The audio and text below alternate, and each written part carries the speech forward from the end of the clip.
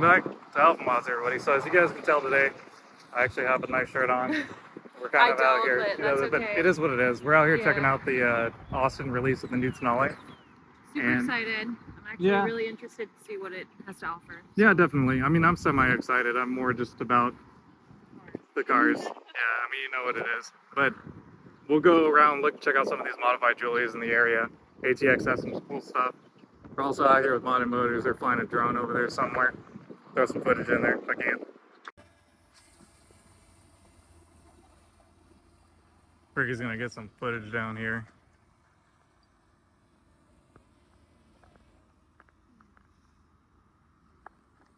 This is the level of production. So we're out here today. Drone above.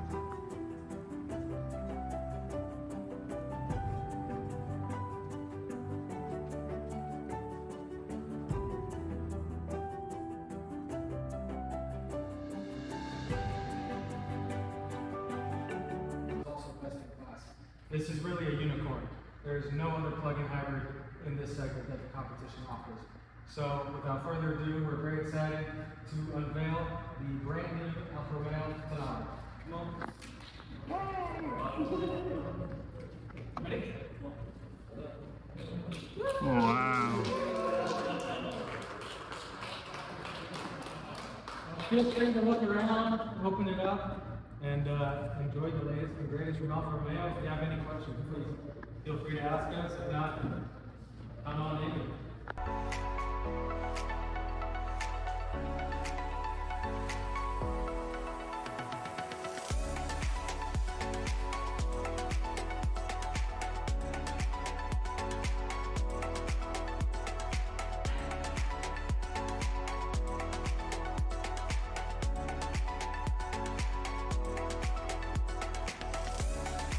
Let's go ahead and dive into the interior here. As you guys can see, it has the new digital display. I don't want to turn it on. I do want to turn it on, but I'm not going to be the first one to. They definitely have... Well, that's really nice too, that they have that nice little touch right there with the Italian flag. Something special about that.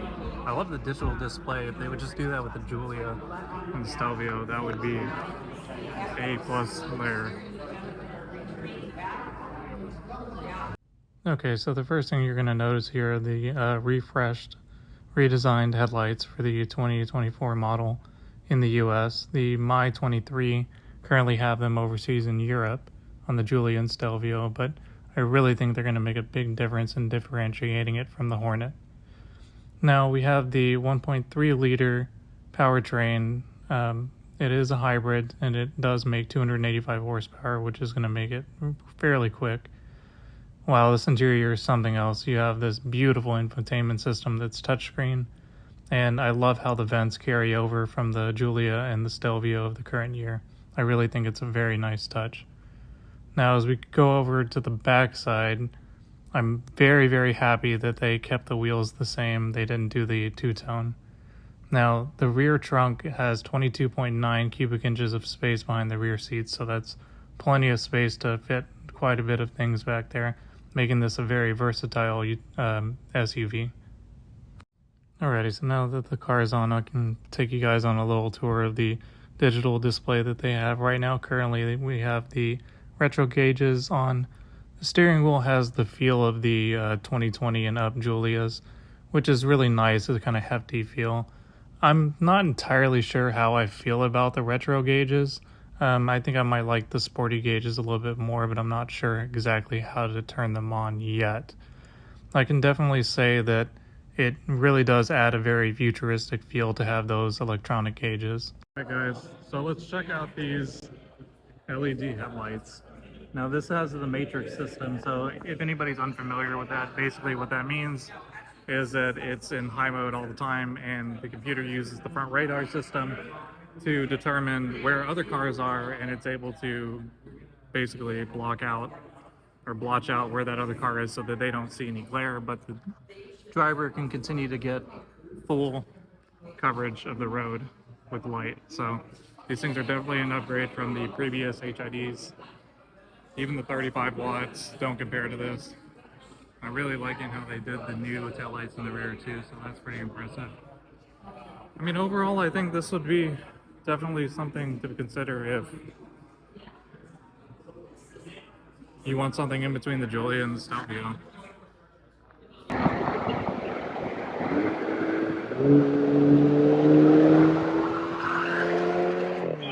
I wasn't even fucking moving. Oh my god, what a show off, huh? Wow. God. That would never be me. Wow. Why don't you pick on somebody who's tuned? What a bully! Wow. Because we're not tuned? Why you just want to show off? Wow, dude. I had to put it in end mode. Put it in end mode? Yeah, we still lost. Sideways. Holy shit. Alrighty, everybody. So it's been a few days since we went to the Alfa Romeo of Austin launch party of the Tonale, which was amazing. So I want to give a big, huge shout out to Alfa Romeo and Maserati of Austin for letting us go out there and check out the new Tonale with the other enthusiasts that were out there. It was awesome. I think it was a great experience. We got to see some amazing Giulias that were modded, some 4Cs, and a couple of other rare Alphas out there. So that was a really good experience. Overall, I think the Tonale is gorgeous looking. I think it's going to make a huge splash in the luxury SUV segment.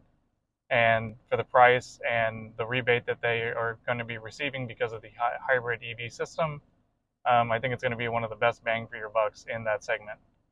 So, with that being said, it was a wonderful time. We got to hang out with Modded Motors afterwards, went to go eat something, and that was a blast too.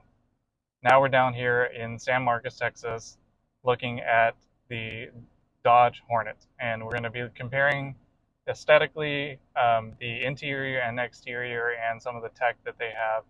So let's go ahead and go check that out.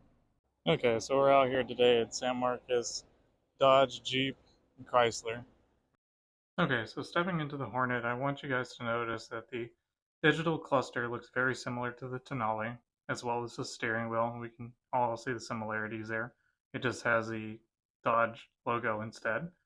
What I want you to notice is the DNA selector is not there. That is now the start stop. And the shifter assembly is definitely different, and it doesn't look as good in my opinion. Now, as far as the feel of the materials of the doors and the seats, now this is excellent. Definitely not on par with the Tonale, but it definitely feels great. They are heated and ventilated. So, as we go into the back, you see you have plenty of room, just as you do in the Tonale. And the exterior views are very nice. It has a very nice look to it, but of course, again, this is kind of mimicking the Tonale from the looks. It has this nice little blacked out badge there. And as you guys can see, it has blacked out wheels to kind of match the overall look. It does have these nice DRL headlights. They don't look as good as the Tonale's matrix light system, but overall the SUV is aesthetically pleasing to the eye. And it's definitely one of those vehicles that will catch your eye when you're driving down the road. Now let's look at the LED lighting system. I really do like the design that they did on the taillights there. It's definitely unique. And as far as the LED headlights, it does have full LED headlights, but these are not the matrix system, so they did not do the advanced function that the Tonale has. Now looking at the build sheet here, we can see this is a 2023 GT Plus with the all-wheel drive package. And it comes with a lot of different options in this package with a total price of $37,970 with a combined miles per gallon of 24.